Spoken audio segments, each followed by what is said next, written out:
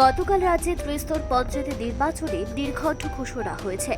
ঘোষিত নির্ঘণ্ট অনুযায়ী আগামী ৮ তারিখ রাজ্য জুড়ে নির্বাচন অনুষ্ঠিত হবে এবং ১২ তারিখ নির্বাচনের ফলাফল ঘোষণা হবে। নির্বাচন কমিশনের নীতি নির্দেশিকা অনুযায়ী আজ থেকে শুরু হয়েছে মনোনয়নপত্র দাখিল প্রক্রিয়া এবং প্রথম দিনই পশ্চিম ত্রিপুরা জেলার বিভিন্ন জেলা পরিষদের জন্য রীতিমতো উৎসবের মেজাজে মনোনয়নপত্র দাখিল করতে দেখা গিয়েছে বাম প্রার্থীদের। পূর্বগৃহীত সিদ্ধান্ত অনুযায়ী আজকের এই মনোনয়নপত্র দাখিলের পূর্বে ভানুকোষ স্মৃতি ভবন থেকে এক মিছিল দলীয় কর্মসূচিতে অংশগ্রহণ করে পশ্চিম ত্রিপুরা জেলা পরিষদের কার্যালয় পর্যন্ত যায়। সংশ্লিষ্ট মিছিলে বামফ্রন্ট চেয়ারম্যান নারায়ণ কর, সিপিআইএম নেতা পবিত্র কর প্রমুখদের উপস্থিতি থাকতে দেখা গিয়েছে।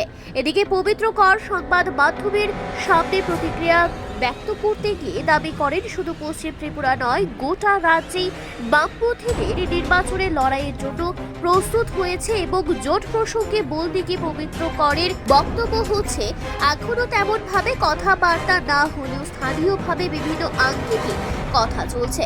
পাশাপাশি শ্রী কর দাবি করেছেন, বর্তমানে যেভাবে ব্লক অফিসগুলোর মধ্যে সর্বদলীয় সভার নামে এক দলীয় ব্যবস্থাপনা কায়েম করে রাখা হয়েছে, তার নিরিখে অনুমান করা যেতে পারে নির্বাচন কিরকম হতে যাচ্ছে।